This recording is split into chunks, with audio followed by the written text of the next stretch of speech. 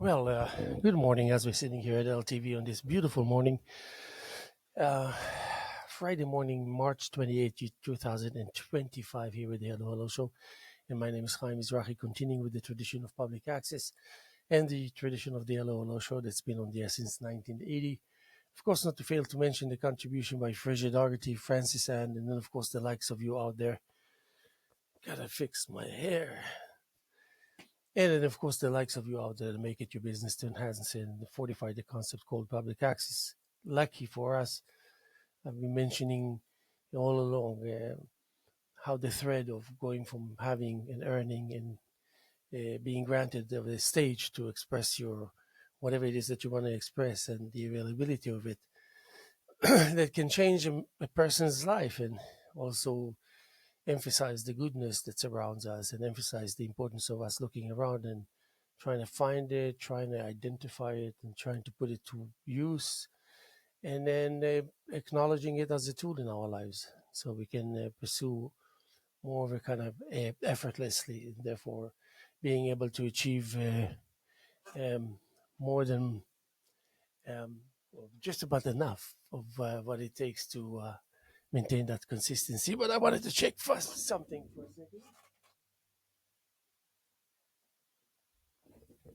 So, um, and then to be able to match it, if you happen to be uh, lucky enough, fortunate enough to be an artist, a hands-on active artist, then you would understand the significance of it. So you can imitate from, for example, public access into any kind of artistic medium, and you can do it the other way around, all the way from an artistic medium into the concept of public access. And in more ways than one, more often than not, you would realize that actually this is a one and the same. It shows the same kind of feature setting, and uh, the that which is identical speaks for the fact that both reside in this territory of creation, of activity, of goodwill, of direct desire, and also to be fascinated by the very abstract aspect of its availability. It's just like suddenly you look around and see there's major things happening here, but I don't feel the pressure for people thinking it's such a big deal or things like that. There's the least amount of dwelling, and people are active and they're hands on, and you see results, things getting done. Um, uh, these small problems that you cannot solve, they always derail you, and you realize how pathetic and ridiculous it is that sometimes certain little tiny things put on hold entire systems. And now when I say systems, I mean people's lives like yours and mine. And then you sit and wonder, how come I don't know this nature of simplicity of it? How come I don't have the answer that evidently is probably simpler than I think? It's just that you don't know what you don't know. You cannot just like suddenly start knowing what you don't know that you cannot know unless you learn what it is and what it's all about and things like that. So into the obviousness, out of the obviousness, there's always like an in-between journey where the implications and the implementations on therefore and on behalf of are becoming a real force that's gathering, that's gaining presence, that serves as a point of reference. And do we know how important it is to have a point of reference, and at some point to be able to have a point of reference, but it doesn't matter what subject matter is in the back of your mind, and when you approach it, you you can use it for all directions, for all energies, for all medium, for all meanings. It's a fantastic thing to be able to have a friendly uh, tool that happens to be there, because some of the tools are just there in a box. You open it, you use it, you put it back, you close the box. Others is just like some kind of living creatures that are your tools, your literal tools. Like, and actually, the best way that I can explain it is sometimes I'm in front of a canvas and I reach for a brush that happens to be inside a container of paint, and then I realize, oh, this is actually one of those brushes that became mm, frozen sticks inside paint that I forgot or whatever it is. And then I realized that actually this is fine. It's like Mother Nature is doing the work for me, because ending up using this, uh, my mistake teaches me about the nature of nature itself, and I learn well. And I really say, wait a second. So this is, you can just like put things, you get together and then just put it somewhere and forget about it for a couple of weeks, and then come back and it's already a puzzle of your sculpture. And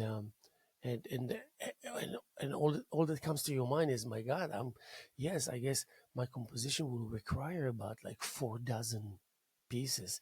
So you're gonna have to have 4 dozen episodes in order to allow Mother Nature to give you the piece of the puzzle. And suddenly your role is changing its nature, because now it's all about finer decision making for process, more delicate, more meaningful, um, more, more potent. Potency suddenly becomes a thing of the future, and you are very acquainted with whatever it is taking place, because that's who you are. And in addition to it, when I observe my friends, certain friends I observed, I mean, they're like fantastic, meaning fantastic. I know what they're doing. I know what they need as artists, and of course that really turns out to be as human beings. But it's about them to know, and suddenly to realize that you can understand, because you come from what you already know yourself, experienced with yourself, aware of yourself, and it's just like you find it easier and easier to wonder about the nature of the other, but also understanding about the nature of the other. And you're kind of pleasantly surprised, yet on the surface you realize that it's if Mother Nature caters to us above what it already caters to us, and when it caters to us, just kind of bonuses that we're getting, speaking of sophistication, of technology, and advanced thinking, and high-powered initiation level, and also talent and passion and desire and love and closeness and warmth and goodwill and positive, and just kind of social and reasonable. I mean, firm and solid, but social and reasonable, and flexible, and yielding and craving, and so much more in that sense. But still, nevertheless, the episode is all about that basic composition, the composition, the composition, the composition is actually tells the fact of its own immortality, meaning this is something that you planted because someone else planted it within you, and then because you allowed it, you had to plant it again, because it's going to be you eventually. And then you realize that the similarity is uh, mind-blowing, it's dumbfounding. And and at first you want to kind of dilute it a little bit so you can wonder more in more details about its nature, which eventually you will do, you can do, but you always strive to do it a little faster, because there's not so much time to waste. You get this kind of drama queen episodes that come to your life, and you deal with it, and sometimes it lingers, stays longer, and sometimes it not, but it eventually leaves, it goes away. So now we're talking about that you realizing that on the behalf of your successes, goodwill, and all the good things, and all the right things, and like I said before, things that when they work right, they work right. It's like, and always coming to a conclusion that it's actually the infrastructure is so simple, so easy to work with, or so easygoing, but yet so firm in the style of intelligence, in the sensitivity that causes the ability on the behalf of the other to listen further into what you have to say, and to inspire you by doing so, and to find yourself actually at the mercy of the generosity, sudden generosity that took place, that everybody, of course, will welcome and be happy for. And that's exactly how we were. You, me as me, and we knew how to benefit from it, how to enjoy it, and how to put it to work, because that's the nature of that kind of borderline obsession of ours to say no, no, no. If I do that to you, that means I'm trying to tell you this is how it's been done, in case you want to do it yourself. It's not your feelings about maybe this person could have done it differently and in this style, but rather than saying, God damn it, it's working. And then you look again and you examine the fine-tuned aspect and the whole idea of fine-tuning. You realize you always end up in this kind of high ground that is solid ground and zone of comfort, and with no revelations other than the fact that the revelations achieved already are what it is. And there's no need to pursue further, at least not further outside the matter under discussion, but further within all the avenues that you haven't researched or learned about. And maybe you will quickly enough realize that actually you're finding out so much that there's just no end to learning, because there's way too much information. So therefore you realize that you cannot plan, you cannot anticipate, you cannot rely on certain things unless you yourself really position it by number, by letter, by location, things like that. So I look at them and I see their growth, my uh, uh, kind of neighborhood, mini society kind of thing, but in a in an artistic, elitistic fashion. So that means all that our elitistic state of mind or approach would be actually amount to be nothing, because when you dive into it and try to figure what it is, just like when I look at the 40s and see the groups of whatever, Hoffman and de Kooning and Pollock and the likes of them, just the solid individuals, and they really try to speak of art as less as possible through the venue of art, through the actual painting act. It was more like a story, a make-believe journey, a, a, a, humility-striking descriptions, and similarity. They all look at each other and they realize that they're talking about the same things in different way. So now you realize you're amongst people where this group, you know about them, that they know about you completely, and it's working. It's just fine. The level of that seriousness that equals uh, determination, loyalty, and devotion, endless, and also finding that actually things are working, more or less when you look at it. And I was expecting my guest, that I don't even know his name, but guess what? He's going to come and sit there. This mic is ready for you. Thank you, Michael. Um, uh, and I was anticipating the moment that I would tell you what's your name.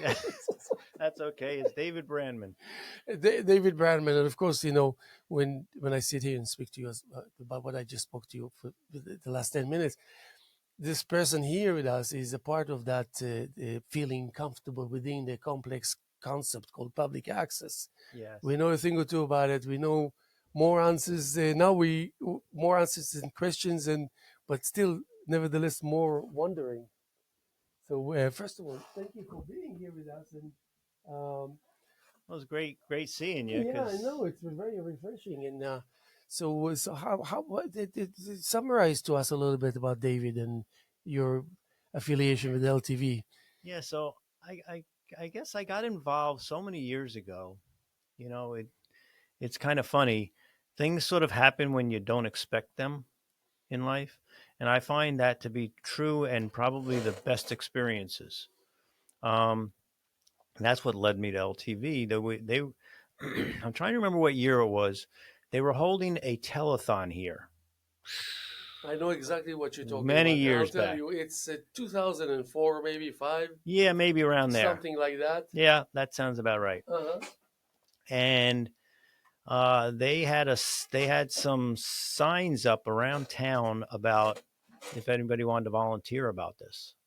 One of my family members saw it, thought of me, and I said, "Oh, no, okay," because I always liked the idea of television. I guess a lot of people do. I have family out in LA that So are that was your first involved in it. encounter with LTV. Is that what you're Yeah, saying? that was my first encounter with it, really. Um, so I volunteered to help. The next thing I know, I'm meeting with everybody that's doing it, and we had the war room, which is now a Was Peter Israelson with you yes, there? yep. My Peter's man, Peter. that was it. What a character, huh? Yes. Matter of fact, he almost didn't let me leave, because That's him. this was 24 hours, right? Yes. And I was basically the stage manager, so I was, they had the whole place, they had the phone bank, they had everything Oh yeah, going, in the States. Yeah, yeah. And in so and I out. would queue up the next act that had to get on, and they would introduce the next act, and like, okay, I'd get them ready, get them positioned, and everything else. So it ran like clockwork. It ran really well. Yeah. And then, about, I don't know, you know, 16 hours, 18 hours into it, Yeah. I'm like, all right, I'm done. I ended up having two other people under me by the time I left to help do what I was doing. Yeah. So I'm Yeah. like, all right, let these people finish what I Yeah. started. And then Peter says to me, he's like, where are you going? Where are you going? It's just like, I said, and I was here with him in the editing room, and then I played the percussion, the African drum. uh-huh. They Yes. dedicated it to Fraser, Mm-hmm. and then the old women they were impatient. They didn't know. I said, "Let me do it. Let me do it. Let me Yeah. be." That's But funny. yes, it was, and I think I missed that. I wonder how come this effort is not Mm. coming to life naturally as it should, Yeah. because it also emphasizes and enhances the connotation, the perception of people out there about the concept of public access, Yes. the awareness and everything that can only bring it up. Really, And people I don't think realize just how accessible it is. They think I don't think they realize it. So anyway, I ended up doing that, and before I left, uh, even though they didn't want me to leave, they said a couple of people from the board approached me and said, "You got to do a show here, right?" So I'm like, I don't know what I would do here, but okay, we'll see. Next thing I know, they comped me a class on how to do a show, and then I got stuck out here with in a snowstorm the night of the class. It was like a monstrous snowstorm. I almost couldn't get home, and and then um, and then I did a show, uh, and it was the show went on for 10 years. So it was kind of it was a fun thing to do. We did it right here. We held auditions. It was talent showcase was the show. yes. It was pretty popular actually. And what made it fade away? Well, I ended up a couple things. I ended up coming down with cancer, and so I took a break. And then recuperating from cancer, I found out about this artists and writers charity softball game that they play out here in the Hamptons. I said maybe I'll cover it for my show, Yeah, even though it had nothing really a lot to do with people going up there and singing or dancing or whatever they do. I said, let me try it. And I did that. And next thing you know, again, when you don't look for things, they happen. One thing turns to another. I don't know if you know Leaf Hope. yeah, of Of course. course, everybody knows Leaf.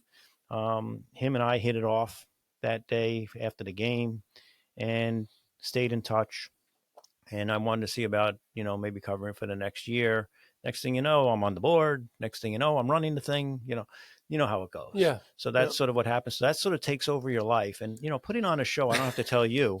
You've put on, I don't know how many years have you been on? Oh Got yeah, to a be the lot. longest running show. Yeah. We got 6,500. I got personally, Yeah. It but the takes thing, work. yeah, but it's also maybe less preparations than your show would need. Your show would need a little more True. kind of hands on.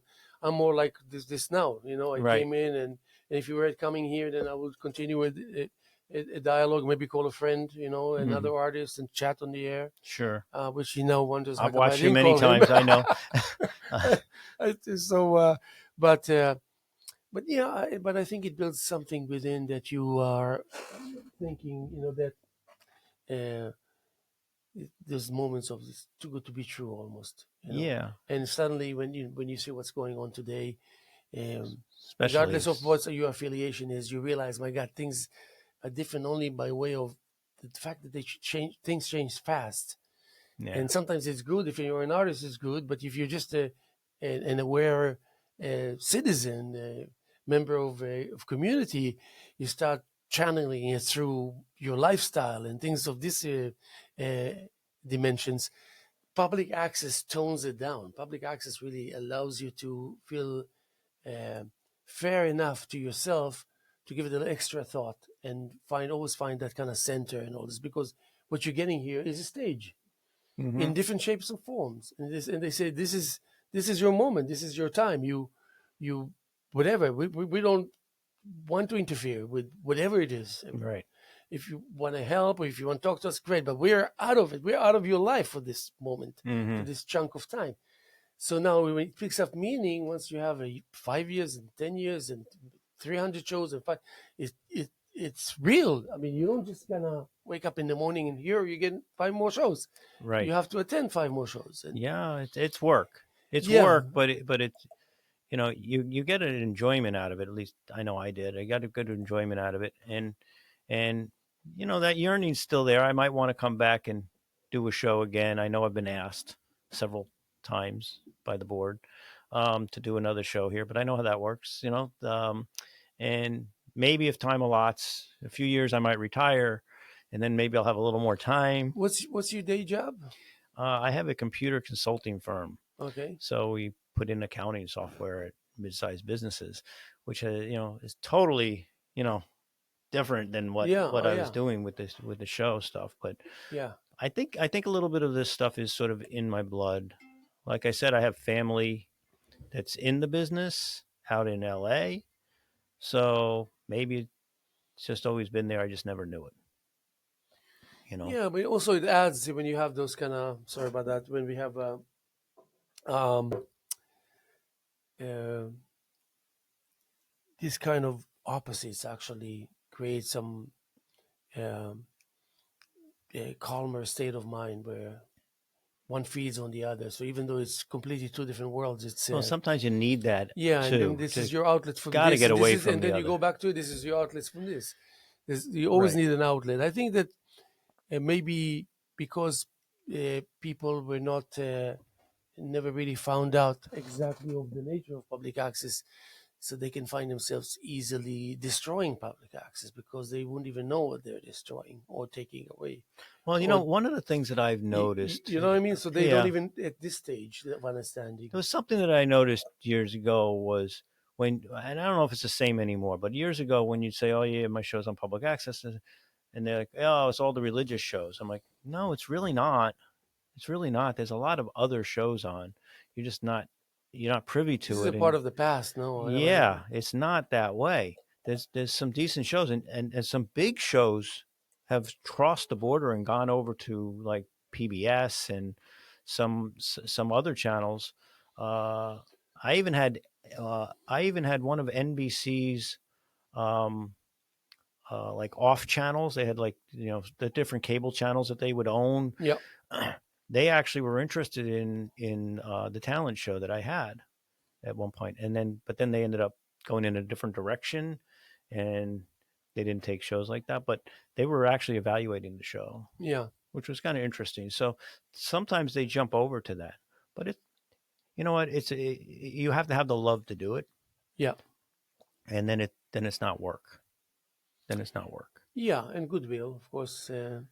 I remember with Fraser when he first approached me and said, that he's wishing that I would be able to take over the show. It was crazy. It was like really expected to come here at 7. It was 7 to 9 then. Mm, So live in the morning 7 to 9, and then midnight to 2 a.m. was actually a rerun of that morning. So it's right. 4 hours every 24 hours. And I said, no, I don't think so. And he said, you think? And he told me, you think I didn't ask other people? I did. I tried, but it's just not going to work. And then he found someone that did it for 2 weeks, and everything fell apart. And he was panicking. He said, I don't want to let it go. This, and that.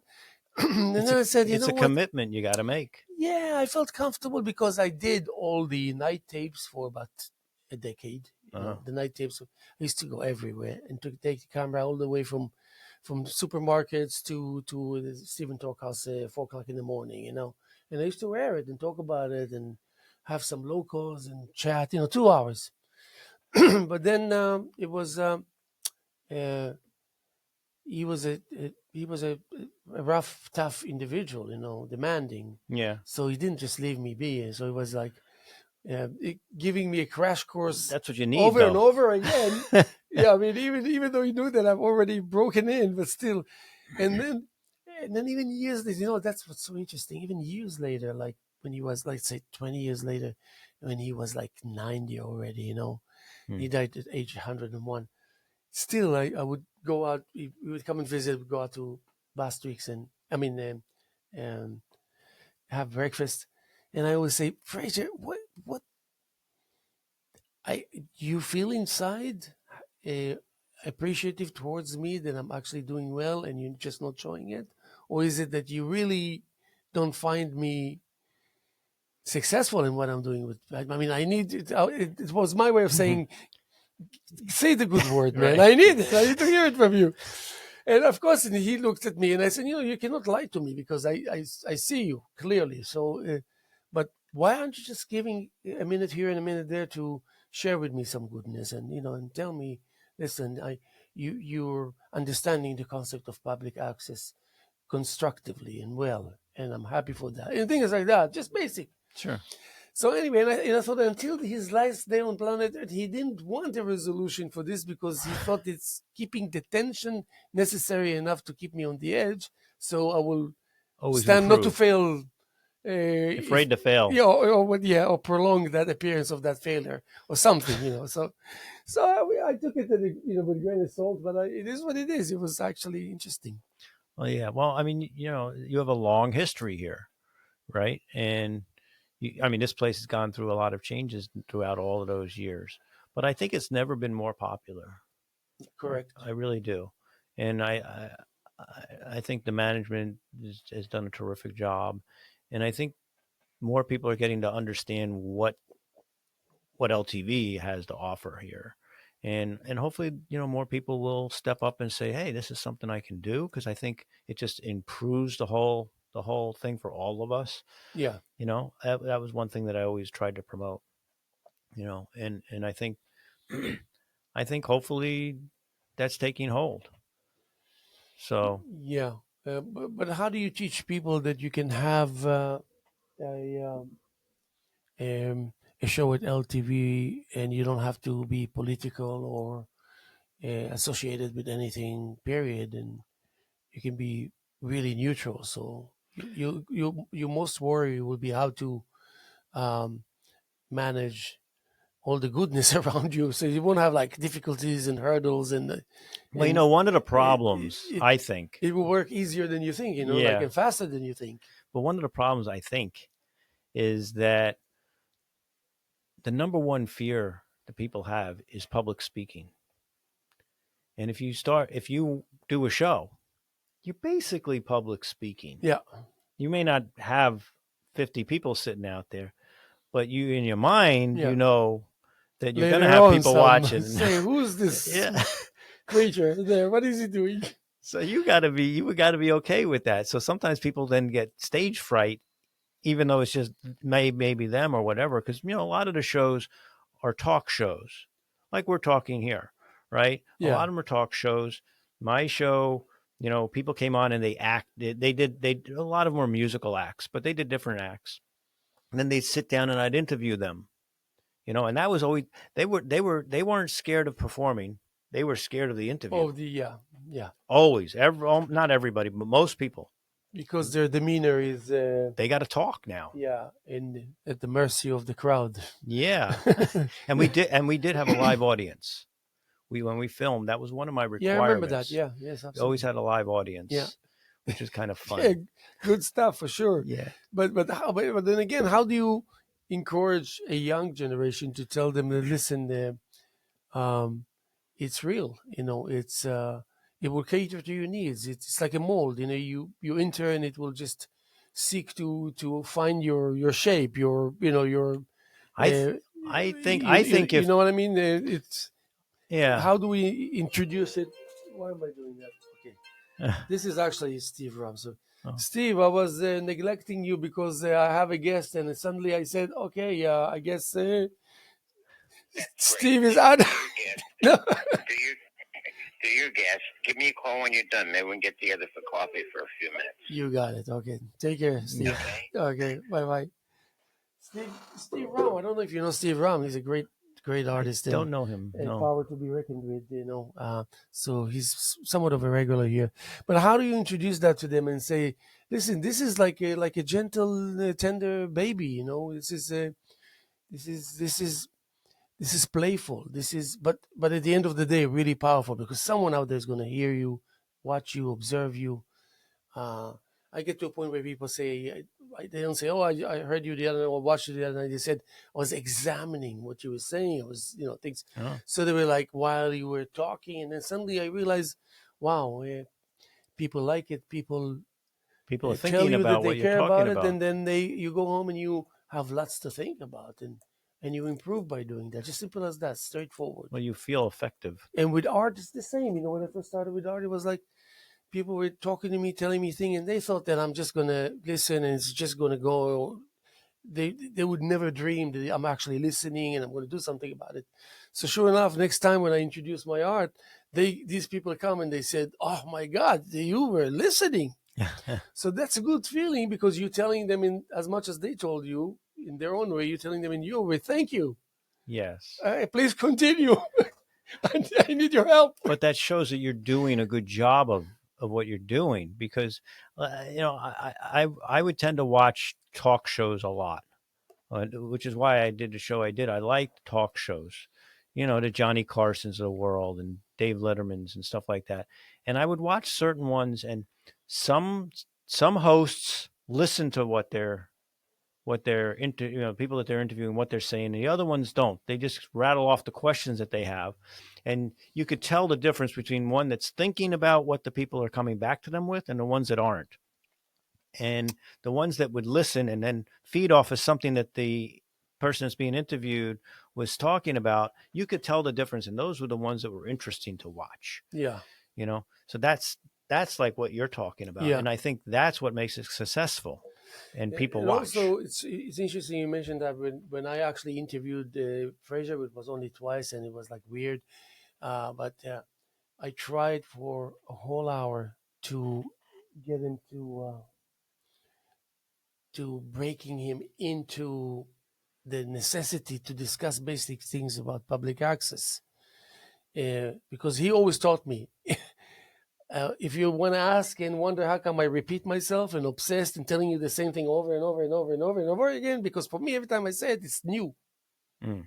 And so don't take it as a burden. This is like really, you come here, you put the key in the thing, you turn it, you push the door open, you might as well just turn around and leave and you accomplished your day. This is what it's all about. Yeah. So he didn't allow me to do that with him in the interview. And guess what? I tried for a whole hour to be clichically sophisticated with him. Mm. And it just didn't work because he kept on saying, "We need to do something," and whatever. He had an agenda. So he Right. pursued it like, yes. His mind is already Yeah. No, he was is super sharp, but he focused. was very He was no, emotional. I mean he was Yeah. focused on Yeah. something. But he was a prisoner of his uncalled for obsession. Mm-hmm. Like, if I need to tell you to tone down because it's going to be good for you, then we're having a problem here.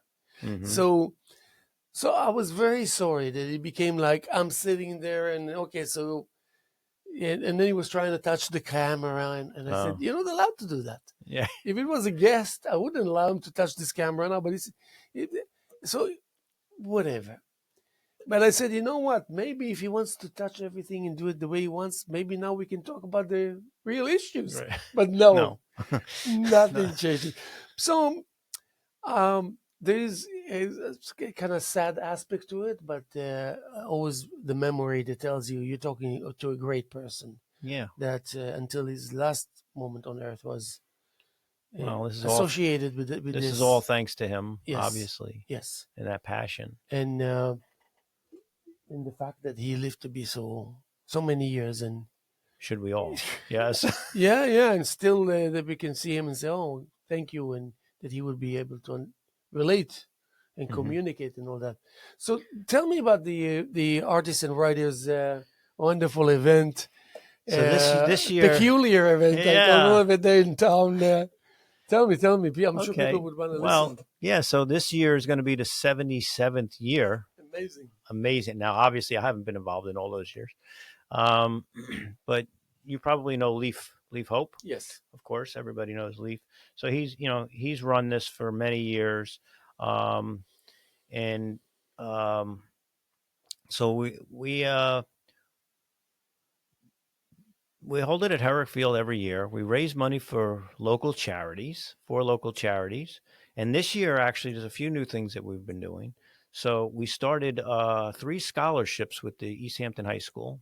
Great. Started for this year in uh, visual arts, performing arts, and journalism, and $1,000 scholarships for each of those. So that's new, something that we're here this year. Major League Baseball's alumni association.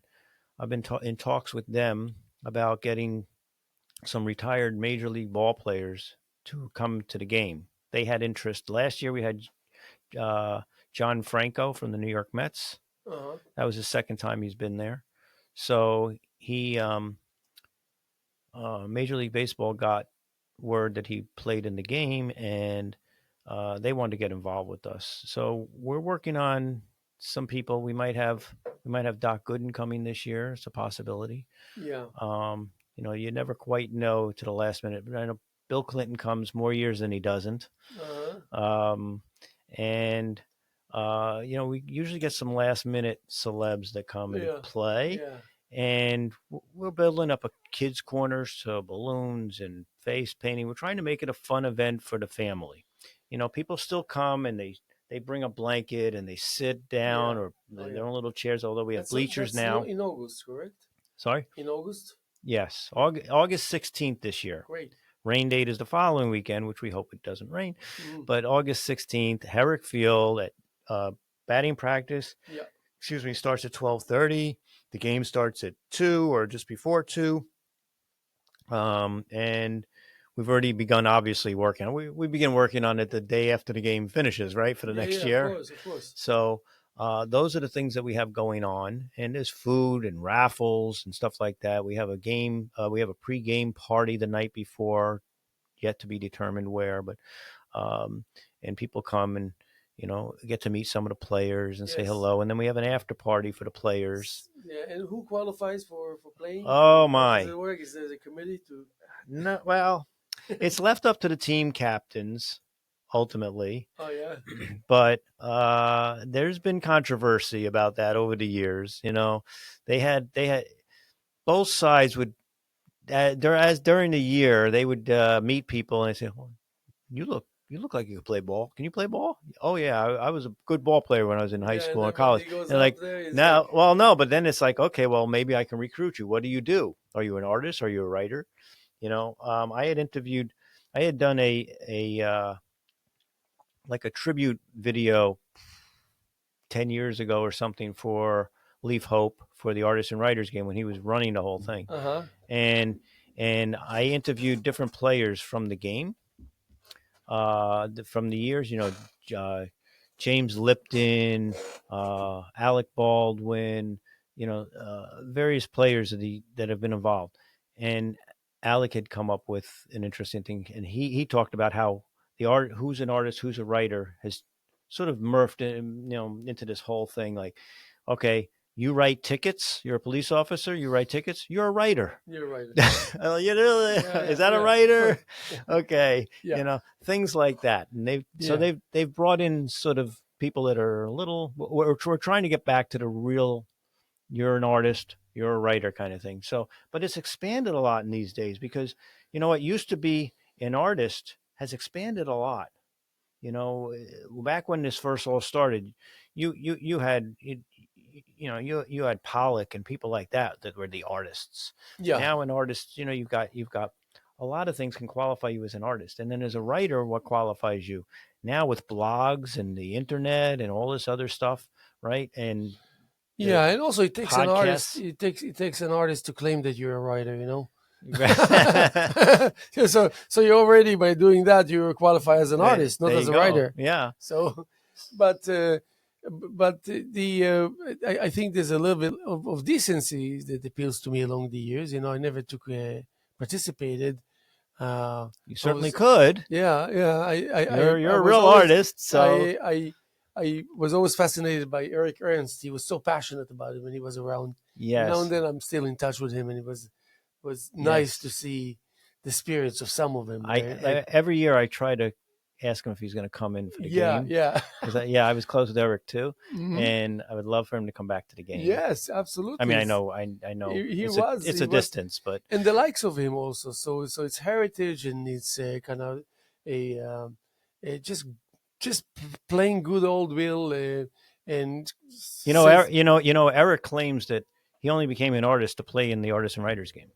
"Oh yes, I believe it. I believe he'd say something like that." Yeah, Yes, but also I mean he comes from a very crucially famous he's family. extremely practical. I like that about him. He's Yes. really practical. He would always prefer to find solutions, and just so we can get on. Mm-hmm. And and his art is really. I remember him because I used to know his sister Mm-hmm. Amy Ernst for Yes. many years. Actually, yeah, when I first arrived, '83, I met Amy Ernst. So I just missed his dad's passing away, maybe by 2 years or something. Mm-hmm. But there was something about the first 10 years when I first met him. He didn't really want to be associated with painting, and I like that about him. Mm. I don't know why. I'm sorry, just 1 second. Yeah.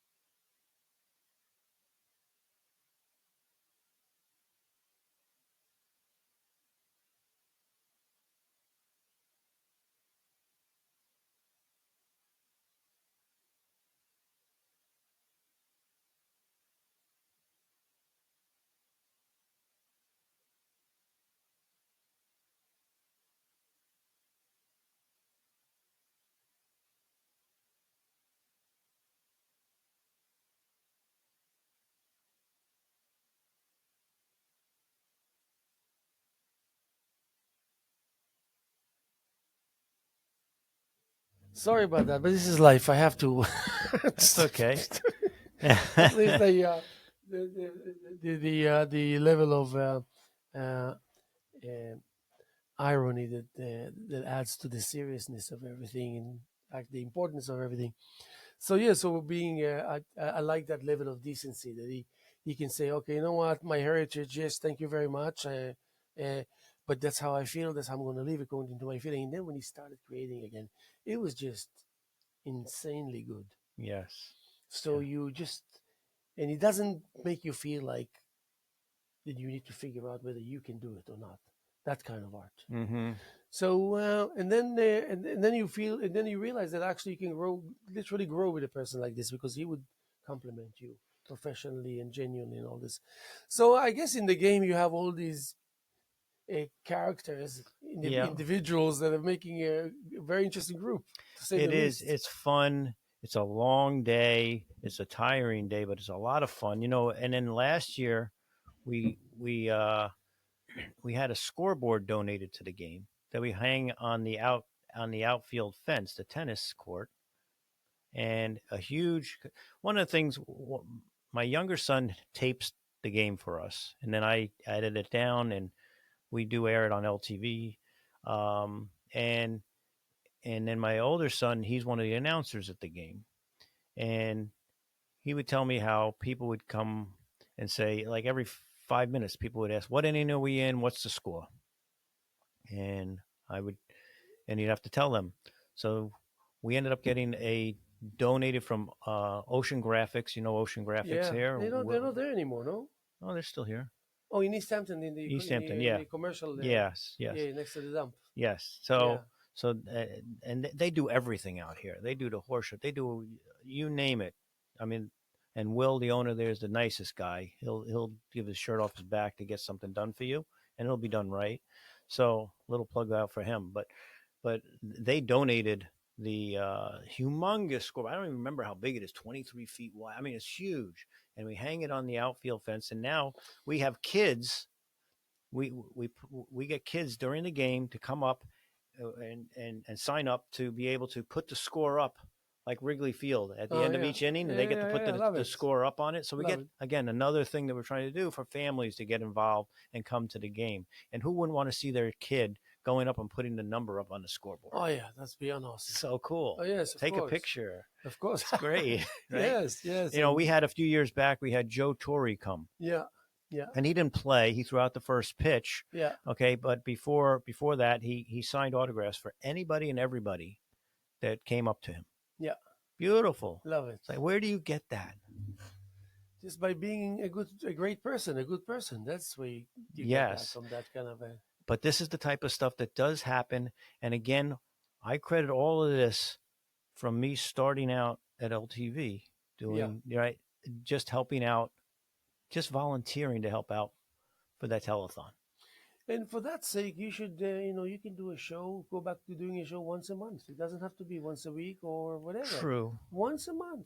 And plus, remember, you can do your own shows and your own monologues, whatever, at home and bring it here.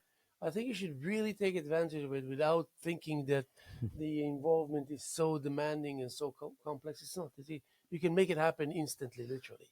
Well, you're right. If I do a different type of And show than what I was doing. yeah, well, maybe you begin with that, and then you will reintroduce yourself to what's familiar to you. But get yourself in, speak the new word, and I have no doubt it's going to work. That's just the thing. Well, we'll have to have you on it at one Yeah, time. I'll accompany you with the first, second one, and say, I think you're doing fantastic. Thank you. Give me the pat on the back that you always wanted to But hear. you're always going to have to remind me your name, but you're going to have to do Oh, it now. come on, David Brandman.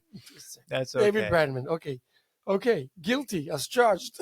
Yeah, that's fine. But well, I appreciate running into you today. In the last 5 minutes that we have, yeah, it's funny how our recollection are almost like memories from home. If we talk about Fraser or something he did or something he did, all these levels of awkwardness and that are associated with situations and individuals and shows and all that, always comes with a warm feeling. You know what I mean? yeah. There's a lot to be said about why it's so and why we don't experience that anymore. Really, about recollection and all this. Even if we just think about trivial things, that it will be accompanied by. But it's nice to be able to reflect. Meaning. It's nice to be able to reflect on those good things like that, especially in this day and age. It's so much not good stuff. It's nice to be able to do that. I know when I walk in here, it feels like home, like an old home. Yeah. It's different people that are running the place than, years back, but you get to know the people as time moves on. I mean, I haven't done a show here in a long time, but every time I walk in, last couple of times I've walked in, I've got thrown on a show. Okay. Last minute. But the people that are here, they make you feel warm, welcome, and community. Yeah, and rightfully so. It's a good feeling. Even just that alone is a good feeling. So I love reminiscing about it. And listen, when we talked this morning just before the show, I've always known about your show. I've always watched your show. Yeah. You wouldn't have known that, but people are watching it and it means something to people. Yeah. They may not tune in all the time or whatever, but you're doing some good and you enjoy it. And I think that's what brings people back. I would like to see more and more people volunteer, like when they're in high school. I know they push for that. Yeah. But when they're in high school, to volunteer for a place like this and just see where it takes you. By all means. I mean, make it so clear that it's effortless, really, and It could be. yeah, it really is. It's just like any other thing. You if you give it a chance, you realize that it's, more often than not, you feel, well, really, I just finished the show, I just did it, it's done, and when you don't remember how that you actually driving to a certain destination, you say, what? How did that happen? How come How'd I'm I here? get here? Yeah, just recollection. Maybe it scares you even. Mm. How come? I could have had an accident. I wouldn't know Yeah. it. So, but this is the Mother Nature is telling you. Before you came, I spoke about Mother Nature, that it really, there's certain instances where it works for us, Mm-hmm. and for some reason it works for us because this energy that you carry, and logic and common sense or whatever it is, even the instincts of Mother Nature can appreciate it. There's some Yeah. level of camaraderie, or for lack of a better word. So, and then, but when Mother Nature does it to you, it expects from you to dabble on it, to Yeah. go to pursue, to Well, continue hopefully, with vigor. hopefully you can recognize it. Yeah, That's the key, recognizing it. yeah, Because I still believe, like I started out earlier saying, that things happen when you least expect it, when you're not looking for it. And I find that's very true in most good things that happen. You're not out there searching for it, it just finds you. And then you have to be receptive enough to recognize it. and to know that you can do something with it, and indeed do something with it. Right. The whole idea, the distance between you and having a show floating once a month, is nothing. It's Mm. just like doing and and you're done, and you're there, and you, Well, you're right if you do the right kind of show. But yeah, the show that I used to do was a lot of prep, because we would have two or three different acts on a show. We would audition people ahead of time. Um, we had so many different mics going, different people. Like we might have a performer and they're performing. We have one set of mics while they're performing, another set of mics while they're doing the interview. yeah, And then I had me and I had a co-host. So you can't have all the mics on at the same time. So there was a lot of coordination. Ours was one of the toughest shows, they said, to put yeah, on yeah, because of that. But we had a staff of people doing it. It was yeah, all volunteer. I volunteered my family. You know, okay, we're all going down to yeah, LTV. Let's go. We're taping it. yeah. I love it. But in the same token, But you don't have to do that you can be anymore. on the air thinking out loud. How is what is it? What is it that it should be all about? Mm-hmm. But live, you're actually having shows where you're thinking, contemplating with yourself.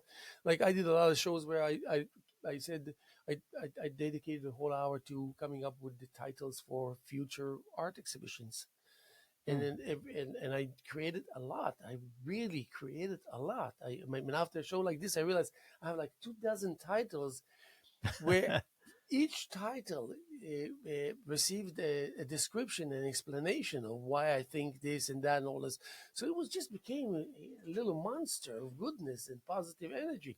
I did that 2 or 3 times. I felt like I need to stop because it was just too much, Well, you're a very too much creative, goodness. yeah, but you But are a creative person. So now you are naturally creative, which I think helps lead that, right? But you're right. You start thinking on something, you don't yeah, know but where if you it'll speak take about you. things that you know a lot about, it's Yes, it bound just to be good, right, even if it's you yourself and you there. and the time would fly. So you can do a show quickly without thinking about it, Exactly. right? It's like, oh my Good God, that point. half hour is over, or that hour is over, Very right? good point. Yeah, flies Good. by. I get it. Yeah. So, and then again, you can just touch and go. Maybe there's artificial intelligence you can bring into the equation. It's okay. There's many, many, many tools where it can elevate you, position you higher, faster, and then you kind of feel, okay, I think I'm ready at least to say hi out there. Right. And it's important because many people will say, wait a second, I think I know this guy. Why? They Mm-hmm. will sit and listen and things like that. And then it's just a part of the puzzle, the big puzzle here, because there's so many producers and hosts and people who desire to, and so that's a nice collage. It is, and So you never know what's going to be on, and sometimes that might be an area that you're like people have an interest in, and they'll just now there's something for them to watch or do, right, if they want to create it. just one second.